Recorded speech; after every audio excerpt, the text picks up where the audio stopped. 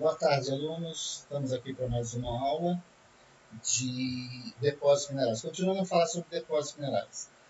Nós já havíamos falado em aulas anteriores no tipo de depósito em relação à forma, tá? Sobre as diversas formas que a gente pode classificar os depósitos minerais. E hoje a gente vai falar sobre outras classificações. Depois a gente vai falar de cada uma delas de forma separada. Mas hoje a gente vai fazer uma apresentação geral das diversas formas da gente classificar um depósito mineral. Tá? E a gente vai fazer também uma atividade essa semana com relação ao tipo de depósito mineral. Beleza? Vamos lá para a nossa sala, para a nossa...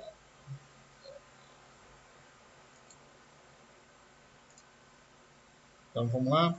Continuando então a falar sobre depósitos minerais. Então vamos lembrar aqui das diversas classificações que a gente pode utilizar para definir os chamados depósitos minerais.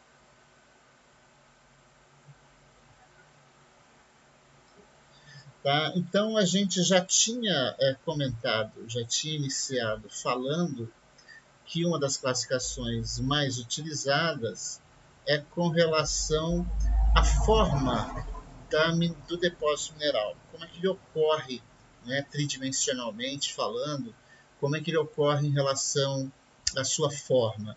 E aí, em relação à forma, a gente tinha falado sobre da forma bandada ou acamadada, já havíamos falado também das formas em lentes ou lenticulares. Também falamos sobre formas disseminadas,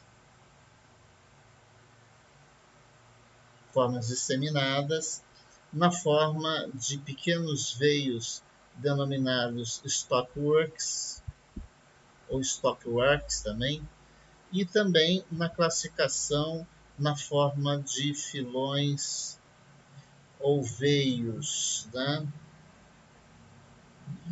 Então essas foram as principais. Depois nós vamos falar especificamente em cada uma dessas, né? Vamos apresentar algumas imagens falando sobre cada uma dessas.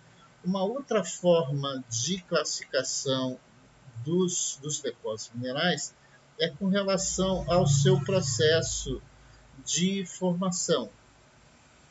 Quanto ao processo de formação do depósito mineral.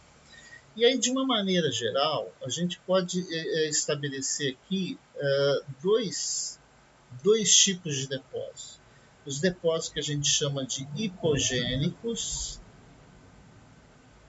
são todos aqueles processos que ocorrem no interior da Terra, ou seja, no interior da crosta até determinadas profundidades. E os processos supergênicos ou supergênos, então os processos supergênicos ou supergênos são aqueles que ocorrem na superfície terrestre. Então, quando eu falo hipogênico, por exemplo, eu falo em processos associados ao magmatismo, né? Com relação ao magmatismo, a gente tem processos ligados à segregação, processos ligados à cristalização fracionária, ou seja, tem vários tipos de processos, assim como tem também a formação de pegmatitos, processos hidrotermais, processos metamórficos que são realizados em grande profundidade. E os supergênicos estão sempre associados a processos que ocorrem na superfície, por exemplo, a formação de placers, né? Você tem também processos de precipitação sedimentar, tá? Você tem processos ligados a enriquecimento superficial, os processos vulcano-exalativos. Então, você tem diversos tipos de processos supérgenos.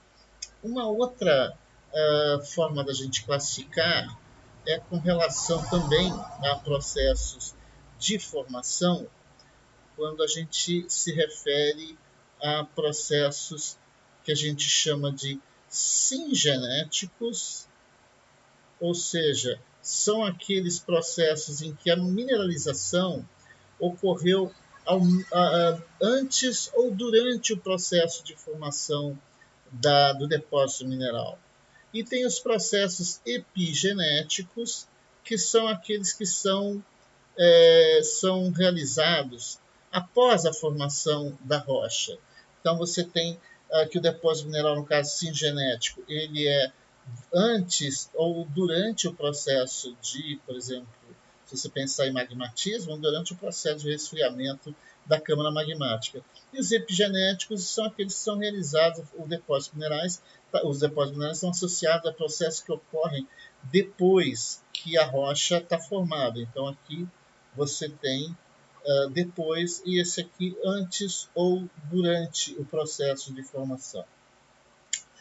Uma outra classificação que a gente pode considerar é com relação ao tempo geológico, ou seja, né, em que período ocorreu a formação desse depósito mineral. Então, eu tenho processos que geram minerais que estão associados ao Arqueano, né, que estão associados ao Proterozoico, seja Proterozoico inferior, médio, superior, processos que estão associados ao Fanerozoico, né?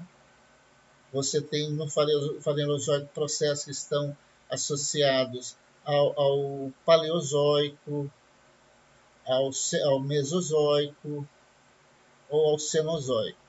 Então você tem aí uma forma de classificar em relação ao tempo geológico.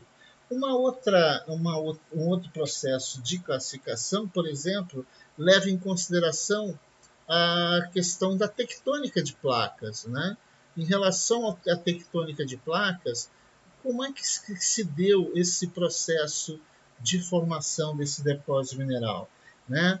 Ou seja, você tem vários aqui, por exemplo, associados à formação de rochas máficas e rochas ultramáficas. Né? Lembrando que as rochas máficas e ultramáficas são aquelas rochas que são ricas em ferro e magnésio, geralmente muito ricas em minerais escuros. Né? Processos associados à atividade vulcânica podem ser tanto vulcano-sedimentares ou vulcanogênicas, né? Vamos colocar vulcanogênicas de uma maneira geral. Tá? Você também tem associada a formação de carbonatitos, né, que são rochas que têm um percentual elevado de carbonatos. Né? A formação de granitos, por exemplo. Né? Então você tem depósitos minerais que estão associados aos granitos. Você também tem o processo de formação ferríferas bandadas, os chamados bifes. Tá? Então, existem aí diversas formas da gente classificar os minerais. É claro que a gente não vai falar em todas, a gente vai falar em algumas delas, mas é importante que fique bem claro, né?